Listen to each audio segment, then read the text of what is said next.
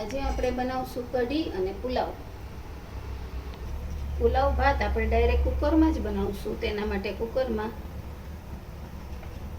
અડધો પાવરો તેલ ગરમ થાય એટલે તેમાં રાઈ, જીરું, હિંગ, વાટેલા આદુ મરચાં,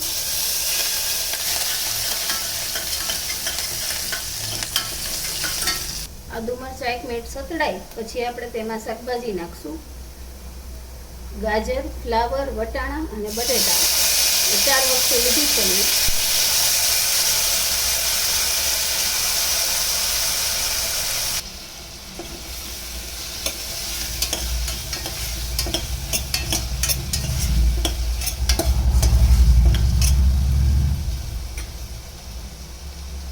હવે તેમાં આપણે મસાલા કરી દઈશું. અડધી ચમચી લાલ મરચું પાવડર, સ્વાદ મુજબ મીઠું, ધાણા જીરું અને 5 ચમચી હળદર. શાકભાજી સાથે મસાલા મિક્સ કરી દઈશું. ગેસ ધીમો રાખવો. હવે તેમાં આપણે 1 વાટકી બાસમતી ચોખા પલાળી દીધા તમે 20 મિનિટ પહેલા તે નાખશું અને હળવા હાથે મિક્સ કરી લઈશું.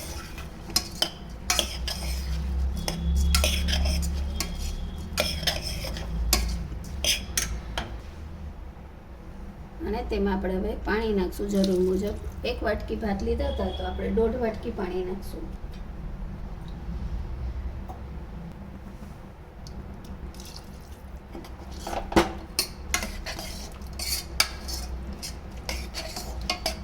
હવે કુકરનું ઢાંકણ બંધ કરી મીડિયમ ગેસ ઉપર આની 2 વિસલ કરશું. મેં 2 વાટકી જેટલું મીડિયમ ખાટું દહીં લીધું છે. તેને ઝેરીને તેની અંદર આપણે અડધો ગ્લાસ પાણી નાખી દઈશું.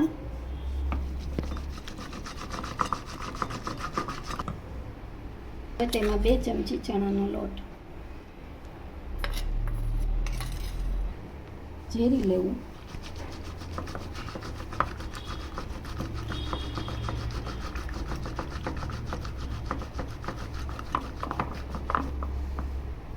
હવે આ છાશને આપણે તપેલામાં નાખી દઈશું. હવે ગેસ ઉપર ધીમા ગેસ ઉપર આપણે ઉકાળવા મૂકશું. તેમાં નાખશું આદુ મરચાં, મીઠા લીમડાની ડાળી, સ્વાદ મુજબ મીઠું અને ખાંડ.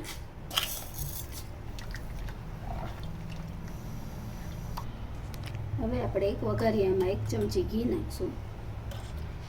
ઘી ગરમ થાય એટલે તેમાં રાઈ, જીરું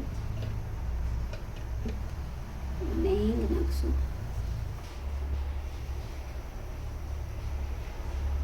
2 નંગ લવિંગ અને નાનો ટુકડો તજ. ગેસ બંધ કરી આ વઘારને આપણે કઢીમાં નાખી દઈશું અને હલાવી લેવું. અને કઢીને હજી આપણે 5 થી 7 મિનિટ માટે ઉકળવા દેશું. હવે આપણે કુકર ખોલીને પુલાવને પણ જોઈ લઈશું. એકદમ મસ્ત પુલાવ થઈ ગયો છે અને દાણા પણ એકદમ બધા ભાતના છૂટા છે.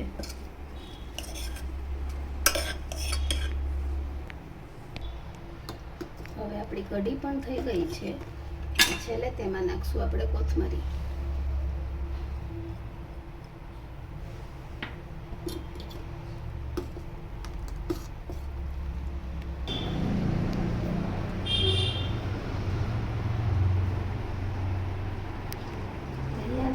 ટેસ્ટી પુલાવ અને સાથે ગુજરાતી કઢી. એકવાર જરૂર ટ્રાય કરજો. જો તમને મારી રેસીપી ગમી હોય તો લાઈક કરજો, શેર કરજો અને સબસ્ક્રાઈબ કરજો.